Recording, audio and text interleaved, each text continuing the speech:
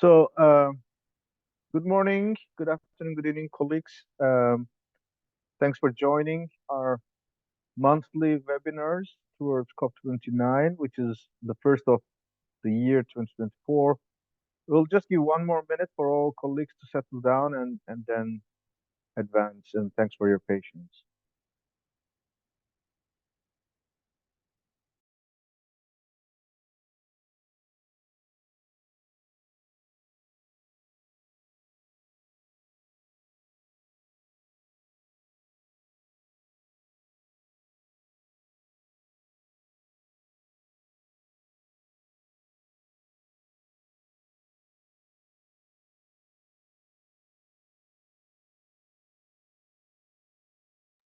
Great. I think we are now more or less reached to our, uh, let's say, saturation of logins. So, first of all, it's a great pleasure to meet you all in this first webinar of the year. My name is Yunus Arikan. I'm the Director of Global Advocacy at ICLE, Local Governments for Sustainability. And I'm the focal point of the Local Governments and Municipal Authorities constituency to the UNFCCC. Those who have been in this call, just for you to remind where you are, this is the monthly call with regards to how our constituency is prepared for the global climate negotiations. And it's repeated every month. Um, every month in two sessions. The morning is for those in the Eastern Hemisphere, and the same day we have it for the Western Hemisphere. Today we had the first round with our colleagues. It was a very rich, lively discussion, and look forward to continuing today with you. We have three main agendas. I, we know COP28 closed an era and opened a new one. Therefore, we would like to recap our evolution of what we are, who we are, just to remind ourselves. We will spend some time on our engagement, just recap from COP28, but we'll spend most of our time for the towards COP29. I'm also happy that we are joined by my colleague Ingrid Kotze from the Civil Biodiversity Center. She will also intervene with the biodiversity agenda, which is our practice for the last couple of months and years. So we aim to finish around 1 hour. We recommend you to follow the presentations and then intervene if needed. But if there's any burning questions, feel free to write it in the chat box, and the recording of this webinar is also made available afterwards and also available on YouTube as well. Who we are, the abbreviations, too many of them. We are simply the voice of subnationals, the towns, cities, metropolitan regions, states, provincial governments, prefectures all around the world since 95. We are one of the earliest of the engagement groups in the UN climate negotiations. We basically have a number of tasks or a number of goals. We try to contribute to the negotiations, and we support the action agenda, which is a concept that has evolved, so especially with the Marrakesh Partnership. We support with the presidencies in order to help them shape the agenda every year at the conference of parties. But we also collectively work with our other nations who are friendly to the idea of multi-level action, because at the end of the day, they are the ones who put into the negotiation text the positions or the elements. Therefore, our collaboration with them also deliver action at home. It's key that we work with our national government partners as well. This is our calendar of the year for the webinars. You have noticed that it's for this month we had a slight amendment. Last week we had an extraordinary situation, but every month we want to convene it around second or third. This may change if there is any overlapping agendas, and you can subscribe yourself just like you did before here.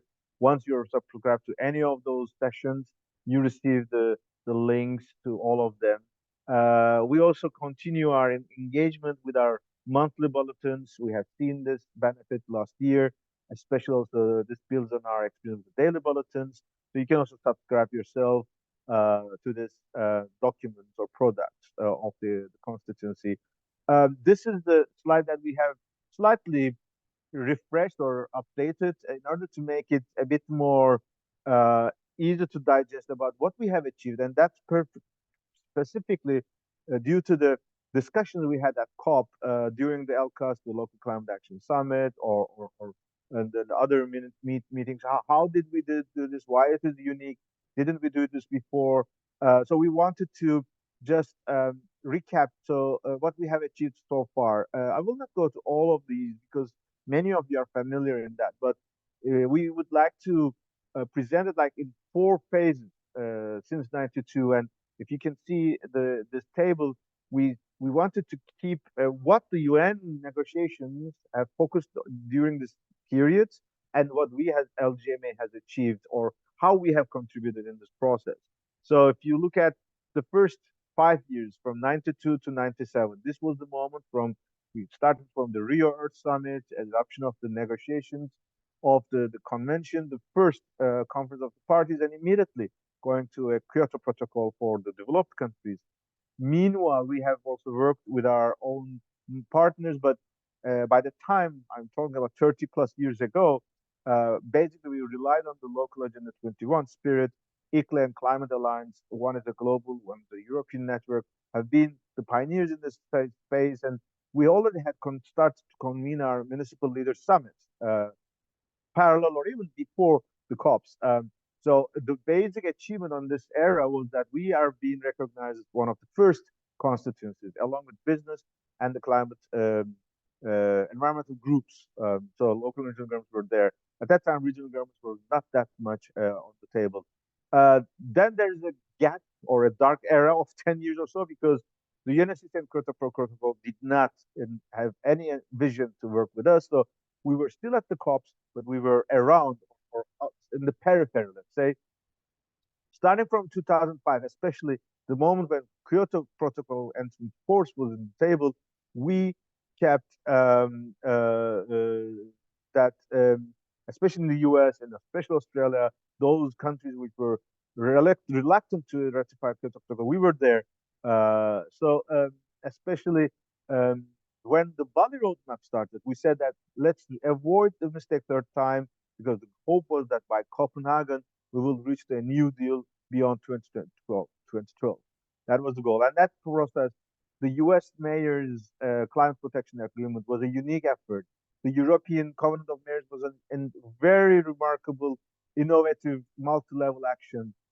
We had new partners, C40 UCLG for Climate Group, and we had first ever local government pavilion in the inside the negotiations area. There was no blue zone terminology. So what was our key achievement is that we now were very clear about our advocacy strategy. We had a very clear systematic approach to the negotiations. So our local government plan roadmap was aiming to make sure we are recognized, engaged, and empowered. However, we had to follow the aftermath of Copenhagen.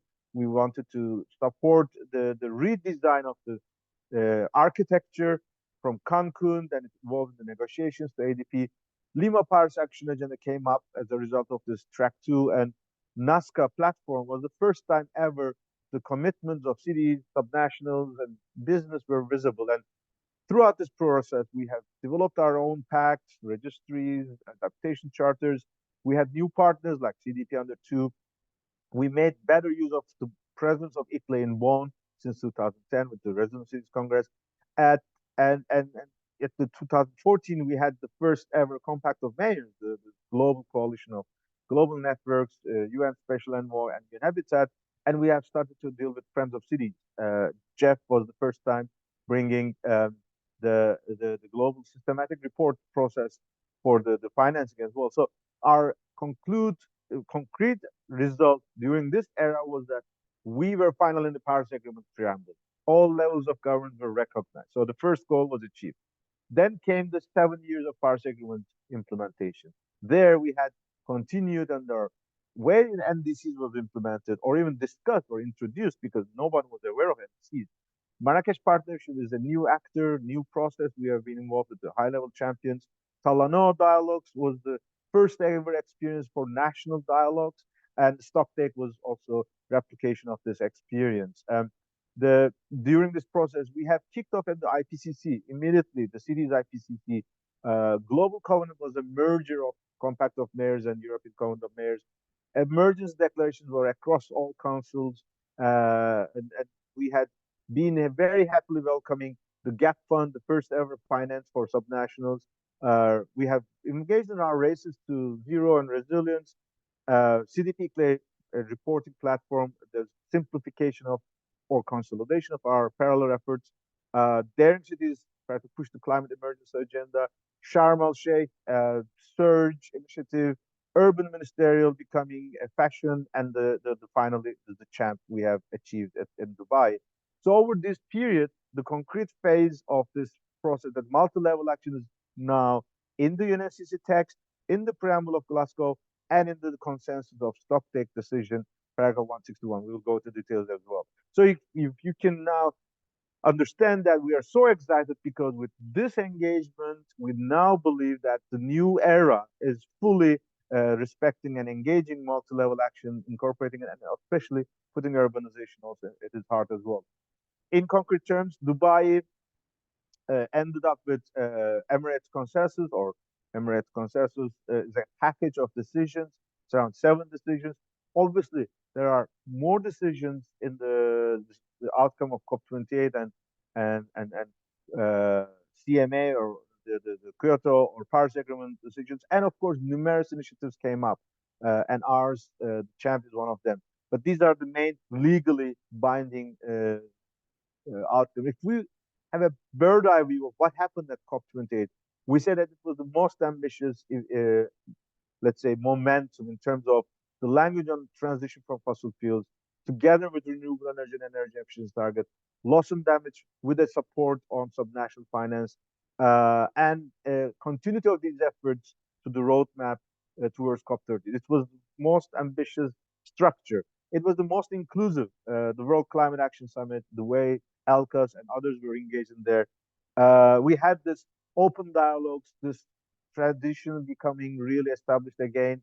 Um, and we have been also inclusive in the sense that climate emergency is fully on the table, because we are talking about nature, food, culture, health, all the topics that really speaks to the root causes are now on the table and part of official agendas. And of course, we are very happy because multi-level is embedded not just only the decisions, but the champ initiative, which means we have a core group of countries who are committing to go beyond what is even just a one paragraph or several paragraphs in the decision. This means that we can demonstrate that multi-level action could now advance. And urban and climate ministerial was literally building on the first experience in Sharm el Sheikh. This was the best ever plenary of the COP28. We can comfortably say that. And of course, we are also, as LGMA, very proud and happy because we have elevated our capacity. We have met with new partners. So we have demonstrated, reinforced our diversity, unity, and impact, especially making the bridge between the ELCAs, the ministerial, and the 2 weeks of the pavilion. So that's why we believe it's equal to the momentum that was achieved at the Rio in 1992. For us, Dubai is equal to that momentum. In concrete, technically, the paragraphs we have around 15 paragraphs in different decisions that refers to subnational urbanization, specific paragraph 161 in the stock take. But this is collectively is our strength, that we can much more now be confident to advance the implementation. This was what we achieved, but it was not just for 2 weeks there. It was all year round of engagement. And this 2023 was the best of our multi-level engagement in so many processes, in stock takes, but also the G7, Africa Summit, Amazonas Summit. So, and every intergovernmental process, we have made a space, we have created a space so that we were already prepared that this COP will be remarkably successful for us. And along this line, we have developed our roadmap. We have developed our position paper early in the summer. It was endorsed by immense diversity of partners that we are proud of, so that they are also saying that now it's not just a recognition, but all the elements of the climate agenda is now part of our also mandate. So that's also again demonstrating why we were so powerful at COP28. A couple of slides just recap this really impressive uh, plenary room, auditorium. That was the host of the opening plenary of the local climate summit. Was of course it was continued in the breakout sessions in the day after, but the whole purpose of ALCAS was also to convene that we leave a legacy initiative that will bring us to 2025, that we will bring new NDCs more ambitious because they are engaged with local energy governments and that they are addressing urbanization. So this has been remarkable. It started with 63 on that day, on the 1st of December. At the end of COP, we reached to 71. Again, a demonstration of our value of our engagement throughout these 2 weeks. The ministerial, as we said, the first example was in Sharm el Sheikh. This year it was even strengthened because it was supported with the LCAS, let's say, momentum. The winds of LCAS helped the ministerial as well. Throughout this preparatory phase, LGMA was a very, very active partner. We had managed a very powerful delegation of subnationals speaking at the event, both at the opening with Mayor of Makati, but also the national multi-level pairs and independent mayors speaking, and at the end closing by the host of COP30, Mayor of Belém and Minister of Cities of Brazil. We also have been very happy that this time we have the concrete outcome statement, which was missing in the previous years. This also helped because the timing of the event and with the availability of this outcome document, we were able to influence the negotiations the week after. And of course, the glue, the really the cement between all these efforts was our pavilion, multi-level action and urbanization pavilion. ICLE and UNEBITAT as co-conveners, and Scotland and Bloomberg Philanthropies as the co-host, with support by 20 plus partners and 70 plus sessions. That is both a demonstration of our expertise and capacities, but also it was the moment where every day mornings we have convened with our daily briefing so that we managed to define our strategy, how we can influence, so not just showcase, but influence the negotiations. That proved to be very valuable because starting from the second week, we started to reach out to parties saying that the presidency and Bloomberg and the LGMA has delivered their work. So we have a clear list of expectations. Now it's time for the parties, especially champ endorsers, to reflect these to the stock take outcomes, to the adaptation outcomes. That was the moment where we started to use our power of interactive dialogue with the presidency and also especially the delegations in on site in person, but also even virtual again engagement. We had made sure that our messages reach to our partners in the national delegations. We have produced numerous alternative texts. We have followed the draft negotiation documents as soon as they're released.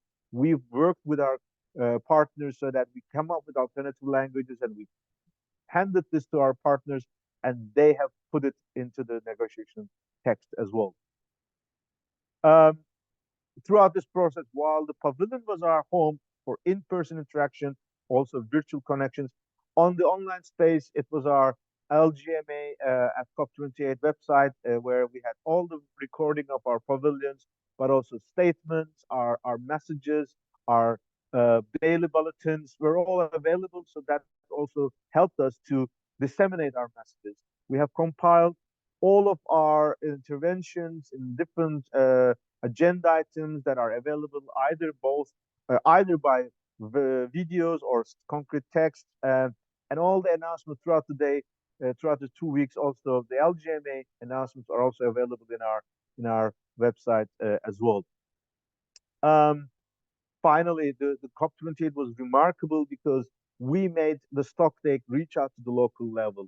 This was built on our experience with the Talanoa dialogues, the traditional stock take was only a UN event, but we made it sure we convinced negotiators that as early as June 2022, we convinced them that this stock take should happen at the local level. And with our partners, we made sure that from north and south, from east to west, we had more than 25 sessions that turning their town halls into really a COP with the youth, with the scientists, with their local communities, and the result we provided as an input to the official stock takes as well, with the local leaders and subnational leaders, the youth. We made sure that the spirit of the local stock takes are reflected to the global stock takes as well. And from then onwards, we are now discussing how this could be a regular agenda in the months and years ahead, because this is becoming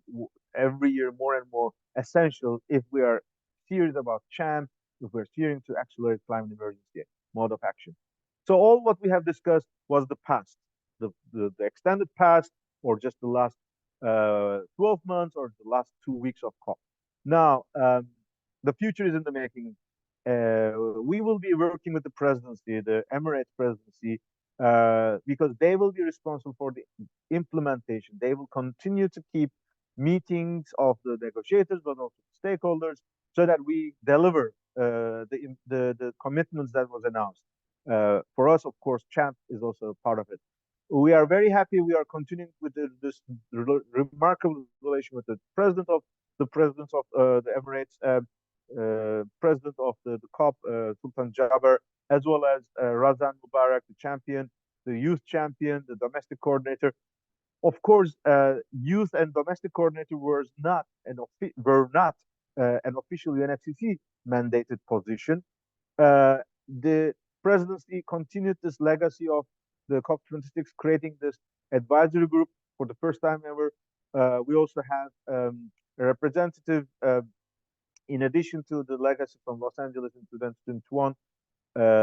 We now had Mayor Binay from Makati City, because that was also in line with the spirit that it was an Asia Pacific presidency, and we made sure our voice from Asia Pacific is also heard. And we had numerous dialogues. We will continue, hopefully, with Asif to build on that. But the presidents will primarily be very active towards the Bonn conference in Bonn. But now it's time for the next COP presidency, the incoming presidency, to start shaping their team, shaping their priorities. We were prepared that this takes some time, especially for Azerbaijan, which was announced only the last 2 days of COP. So compared to Emirates, the Emirates delegation was prepared for more than 2 years or so for this COP. But for Azerbaijan, it was relatively a very fresh and surprise move.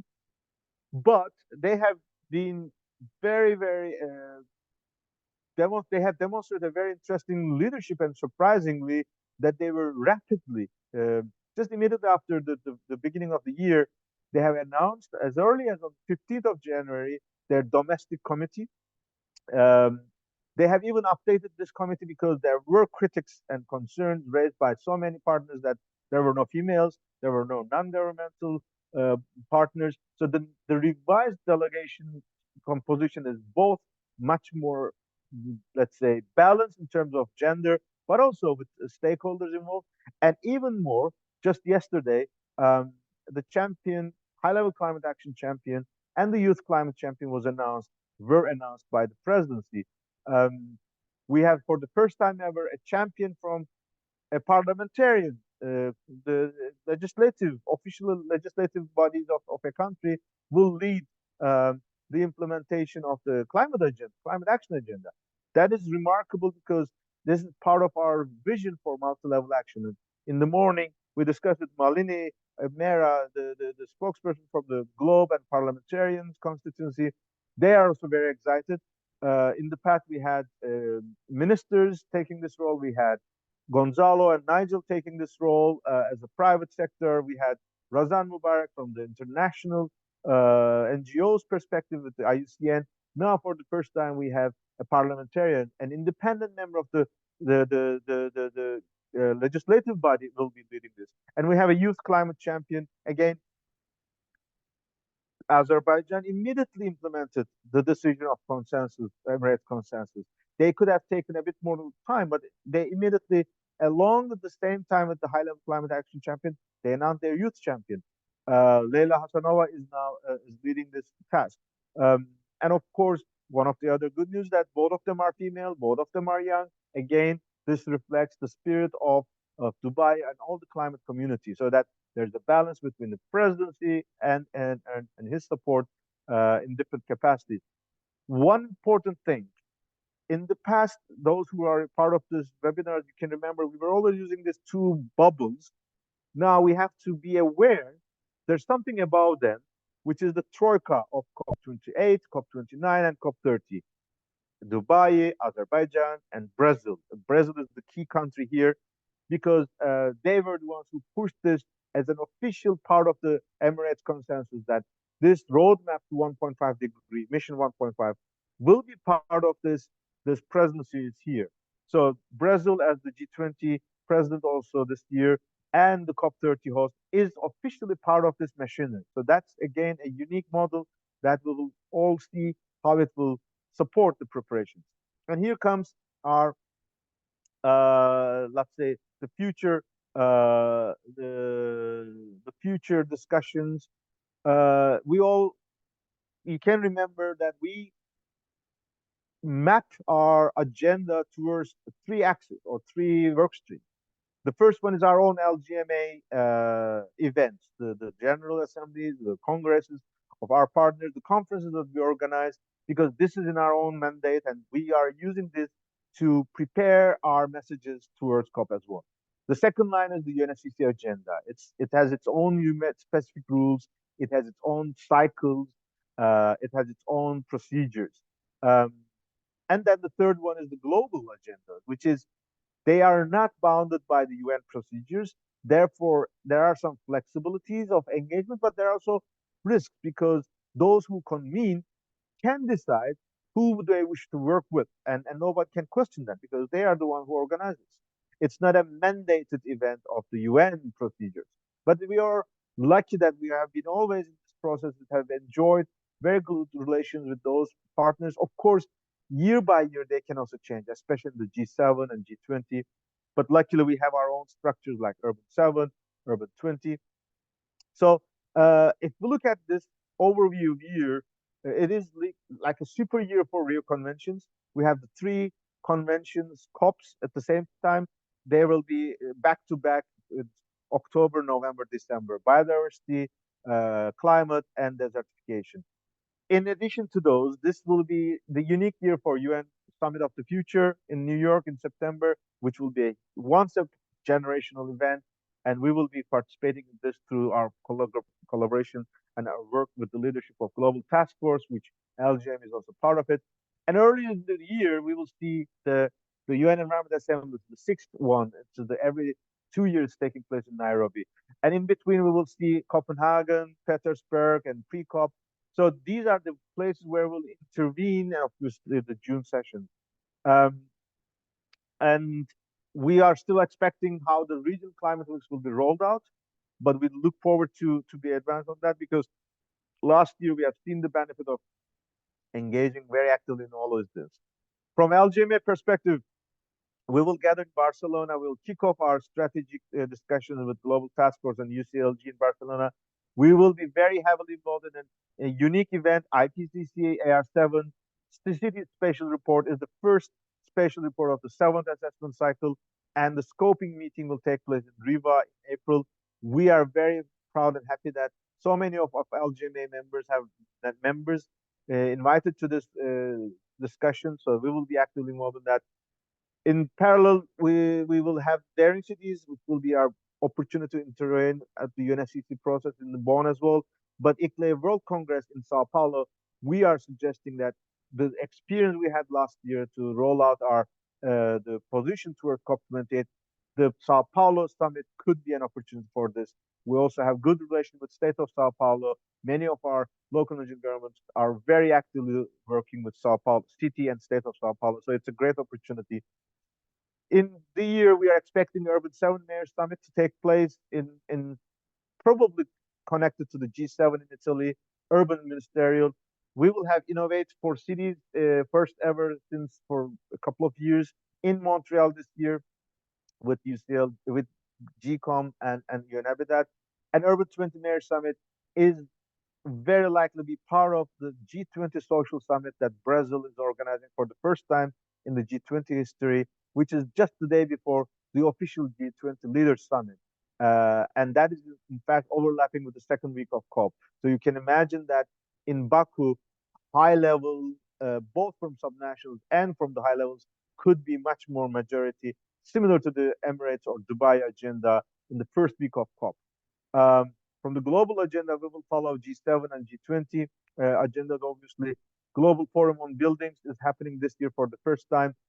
Obviously, domestic agenda is important, federal and national elections, European Union, the US, but as we heard from Malin in the morning, more than 50% of global population will go through elections this year. So the results of these will impact our work because they will both shape the national planning and budget and obviously the NDCs, but they will also shape their position at the negotiation tables in the UNFCCC or the biodiversity in Colombia. So the way our constituency will engage with the elections will also be, of course, important for us to cover throughout these periods. Um, our last slide is that is in fact an open debate we would like to use in the rest before I give the floor to actually I see Ula also joining us because I would like to give her the floor when it comes to also the submissions because it's a very nice compilation that's taken up by under two. Um, uh, but I will also like to invite Ingrid shortly so that she takes us through the biodiversity agenda.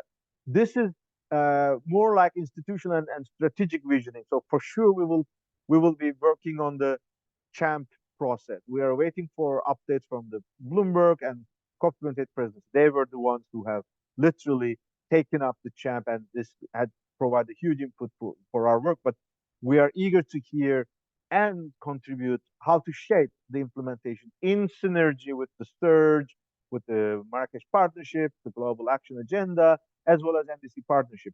We will work on town hall COPs also, as this is also a separate process. And we would like to encourage all the LGMA members to really put this as a priority.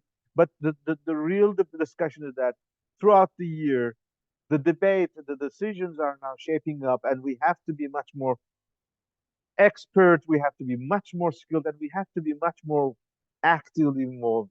Throughout the year, there are numerous workshops, submission deadlines, and none of our organizations, none of our individuals can be expert in all these topics.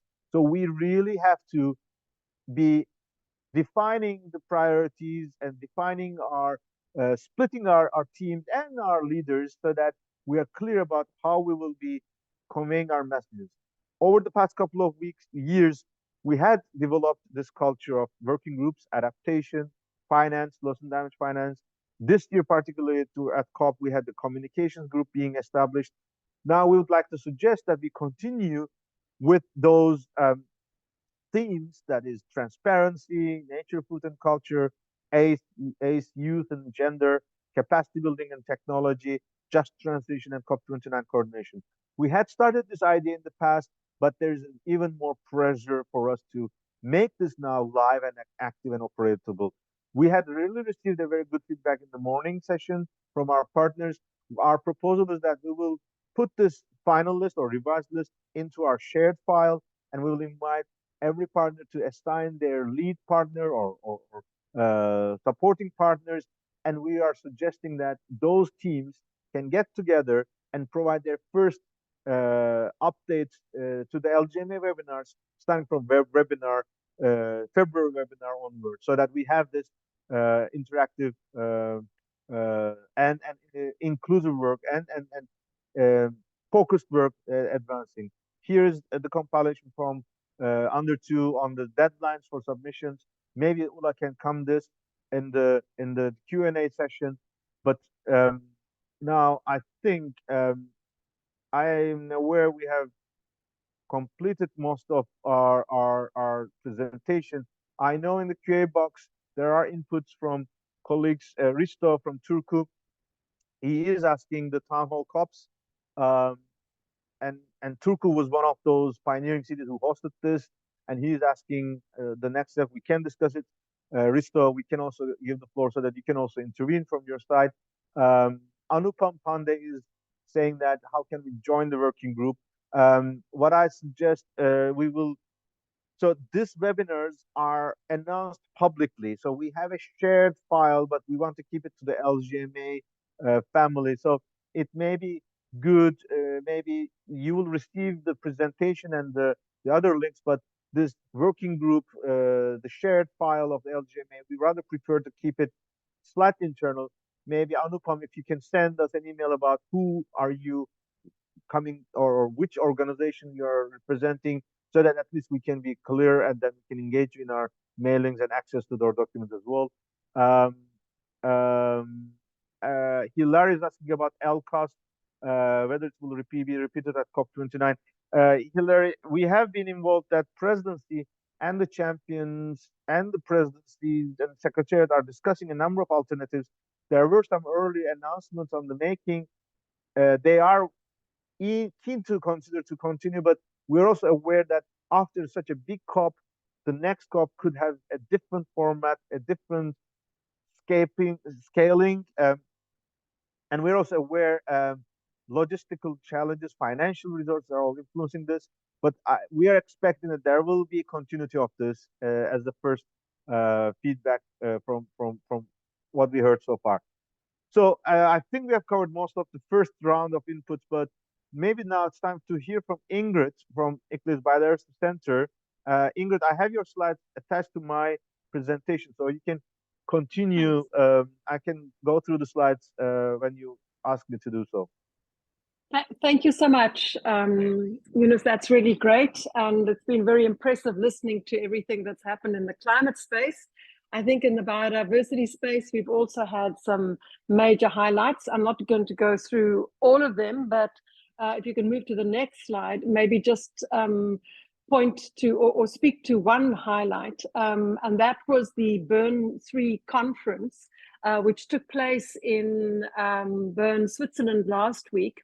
Now, the Bern 3 conference is part of a process that's been led by the CBD Secretariat, as well as the government of Switzerland as the host.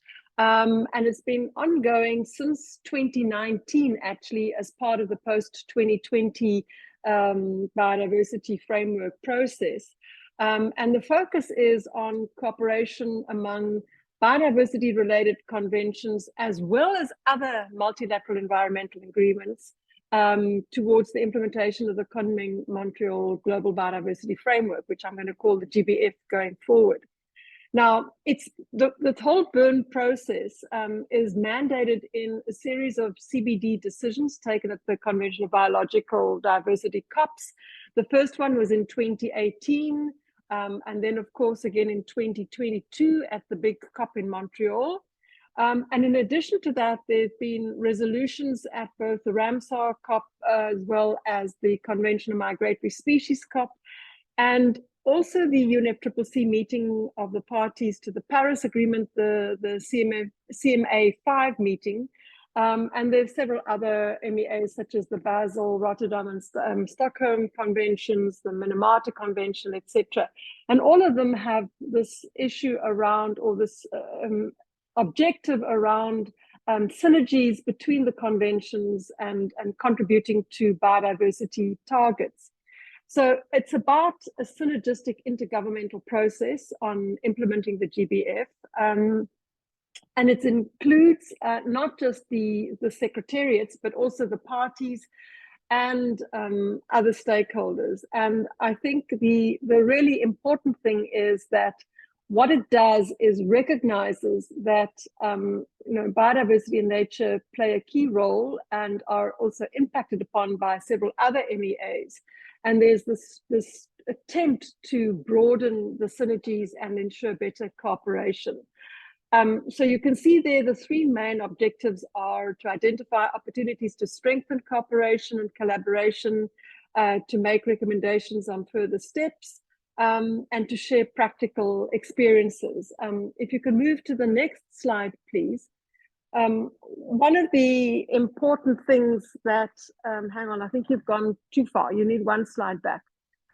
One of the important things about the, about the Bern process, that its initial focus up till basically this year has been very much on the global, regional, and national levels. And what they realized now in the conference that was held in Bern in last week was that the coordination needs to be vertical, very importantly, including local and subnational governments.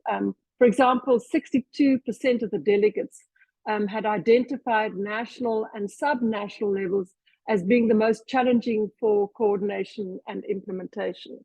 And of course, also the horizontal aspect. So ICLEI was represented there as the secretariat of the city's biodiversity committee, advisory committee to the CBD.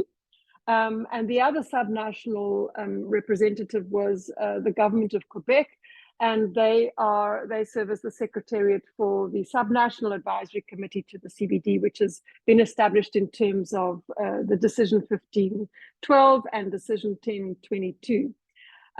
So some of the preliminary outcomes have indicated that while there are synergies, and many of these are quite ad hoc and quite informal, there is still a lot of fragmentation.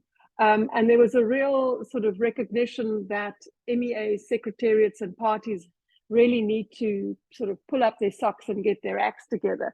We had all 15 MEAs represented there, including Basel, Rotterdam, and Stockholm, the UNFCCC, the UNCCD, and a number of others besides the biodiversity MEAs. And then, of course, there were parties and the observers were represented there. One of the other outcomes was that there was a roadmap of milestones that was compiled, and then certain concrete actions that were identified, including, for example, strengthening cooperation amongst the secretariats, doing a global review, an outreach program, and then the idea of a standing agenda item at all MEA governing bodies. There will be a formal report, and this will be made available in about 2-3 weeks' time. So in our next LGMA, I will again just give a more formal response around what were the agreed to final outcomes from the Bern process. If you can move to my next slide, please. Just quickly, one of the forthcoming big events, and this is another area where local governments are beginning to make inroads. ICLEI, for example, has been asked to attend this COP and to participate in various initiatives that are related to the Convention on Migratory Species. So we will be having a side event on ecological connectivity. We're working with some cities and some regional governments on this. There's also been a sort of a policy brief that we've made inputs to. But essentially, our work in the CMS at the moment is around awareness raising, expansion of knowledge and knowledge exchange and technical assistance. And so far, we've worked with the Secretariat around a light pollution guide, which we issued last year. And then we serve on a working group on ecological connectivity.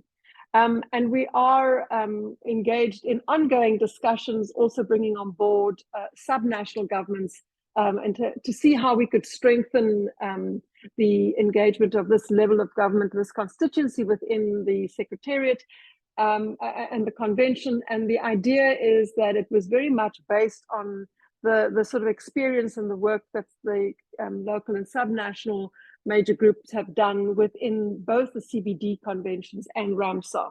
And the last slide, please. So just quickly to say the big sort of interventions for local and subnational governments at the CMS COP14, which is taking place in Samarkand in Uzbekistan from 12 to 17 February, will be a resolution around synergies and partnerships. where for the first time there's going to be mention of local and subnational governments, the side event, which I mentioned, as well as a new initiative that's going to be launched by the Secretariat on a global partnership on ecological connectivity.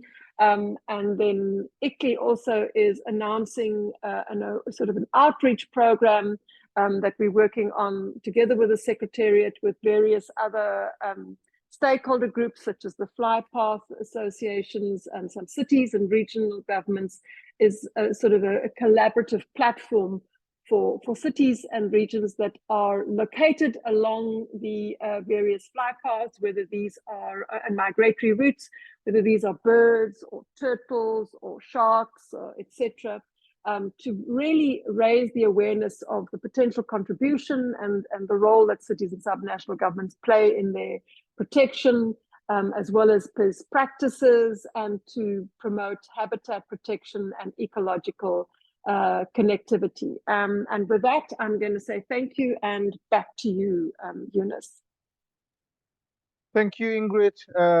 First of all, also big thank you and congratulations also for the active engagement at the COP28, the biodiversity community, ICLEI Cities Biodiversity Center, and partners, Regions 4, subnational governments who have been following this process for so many years. They were very, very instrumental to make the bridge on the nature and climate agenda in Dubai. We have a number of announcements. We have seen that.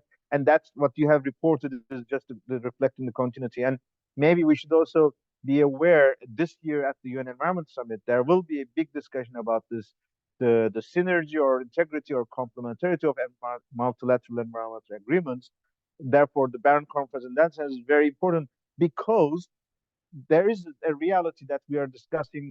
The SDGs were supposed to be merging the environment community or the sustainability community and the development community, where after all these years there has been so many good progress, but still, when you look at the SDGs discussion, the role that the sustainability or environmental community are still not that much. But this time there is also even a debate between the SDGs and the climate space.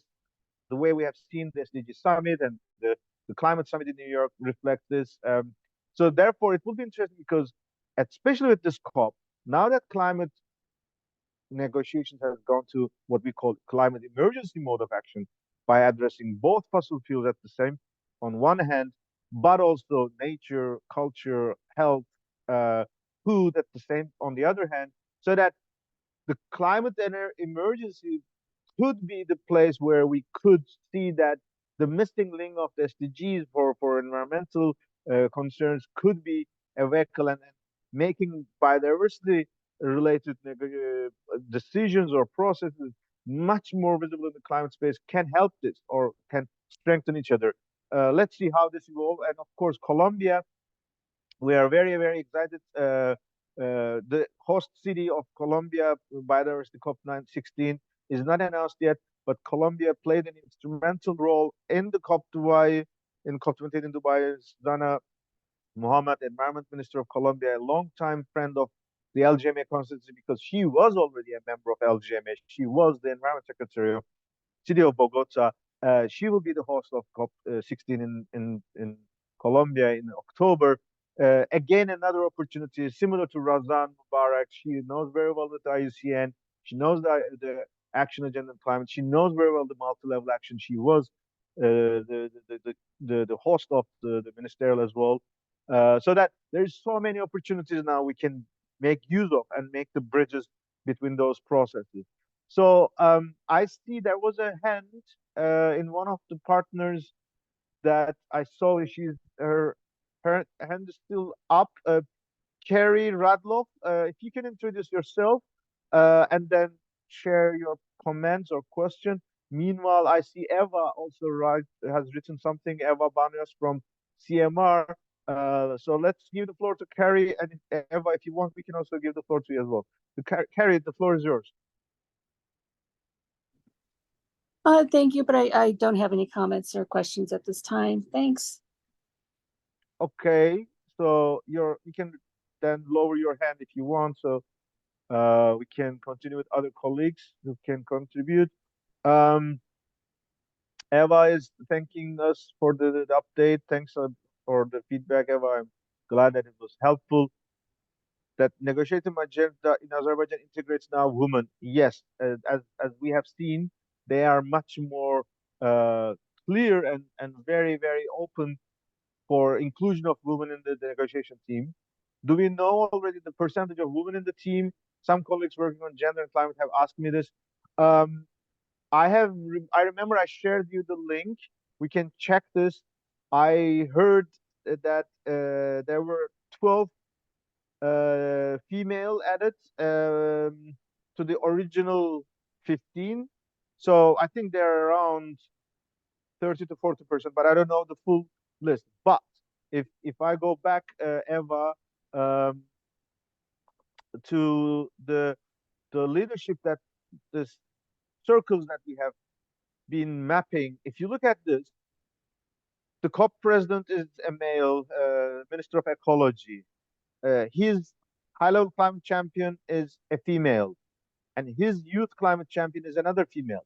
So if you look at this, because these people have a mandate, they have a decision-making power. In that sense, Azerbaijan has 65, 70% female dominated in the decision-making level. One can argue that. This is similar to the picture we have seen with the Emirates. We had Sultan Jaber as the head of the delegation or the president of the COP, but all his supporting leaders, Razan Mubarak, Shama Mazrui, and Mariam Almeri, they were all female. So they were even 3 out of 4 was female, were female. So it was even 75%. Um, Obviously there is a huge, definitely another team working on that. For example, Malini mentioned to us that the CEO of the organizing committee, the chairperson of the organizing committee is assigned newly is a male, but the CEO of the logistics is a female.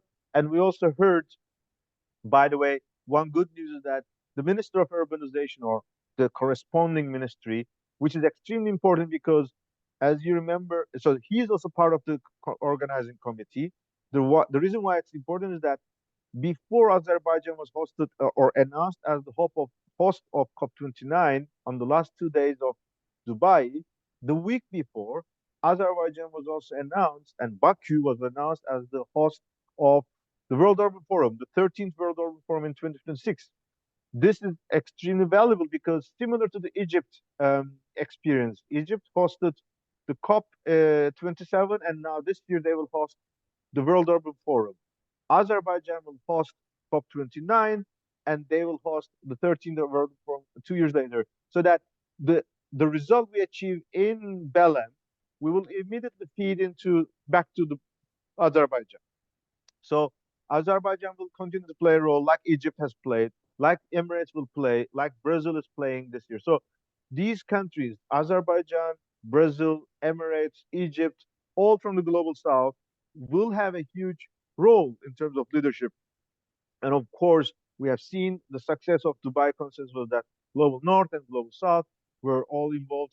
For us, additional good news is that all of those countries are signatory or endorsers of CHAMP, except Egypt. And I think we will have to work with our colleagues in Egypt, so that this is again another reason why the urban community should be very excited that the leadership is very close to our heart and our approach to ambitious climate action.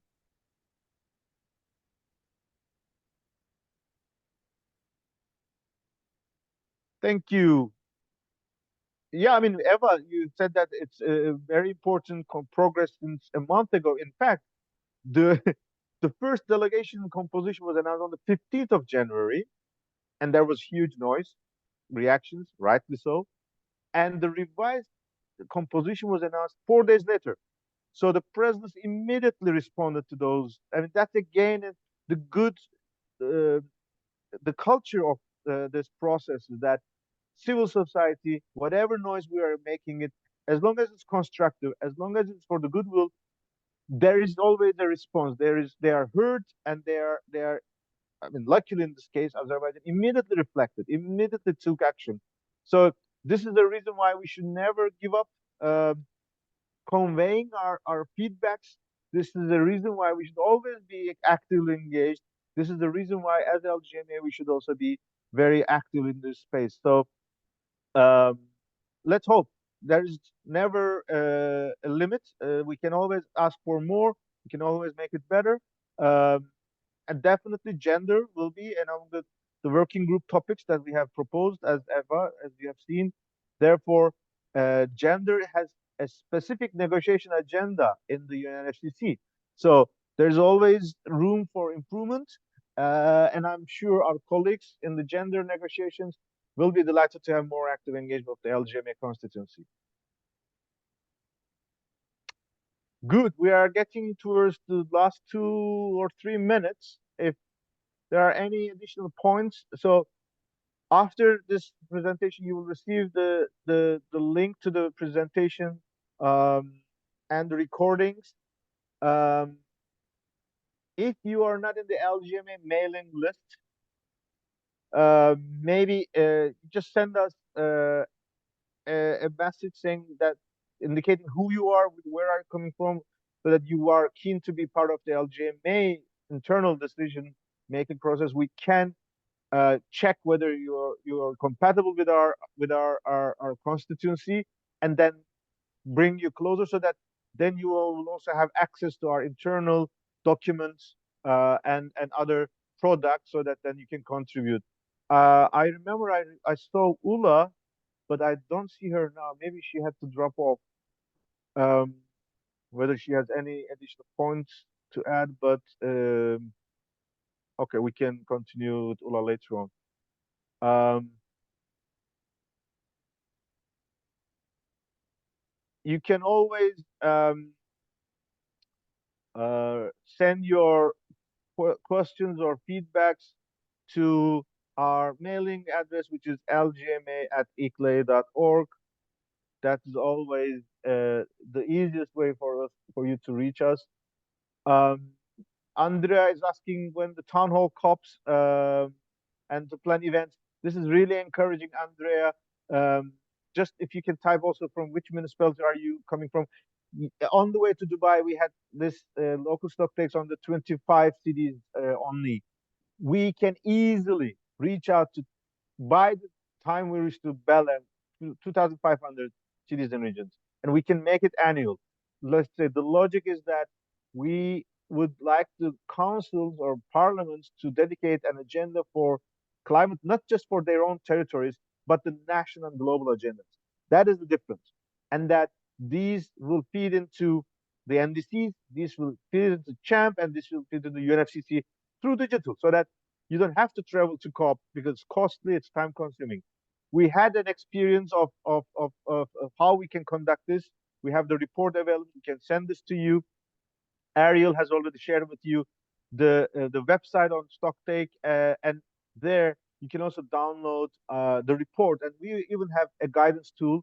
We would love to have Canadian cities, Canadian provinces to have such experiences. Particularly, Canada will be the presidents of the G7 in 2025, the year of the big year for COP30, so that more contributions from Canada will be even more exciting to hear. So we can happily connect your work to our colleagues on the Federation of Canadian Municipalities or provinces we are working in, or ICLA's network there. So we can expand our work. And Risto, actually, just one example, had been the core colleague who have been hosting these stock takes, so they can also share your experience. We can share with you the side event we had hosted, a number of side events we had hosted at COP20, at COP26, oh, sorry, COP28 in Dubai as well. This is indicating that I should stop because my tongue is just now just cannot cope with this long hour. But I'm so happy with all the contributions from our colleagues. We also had a very beautiful interactive session in the morning. So stay tuned, be prepared, and be active, and make sure you reach out to your national governments about COP28 outcomes.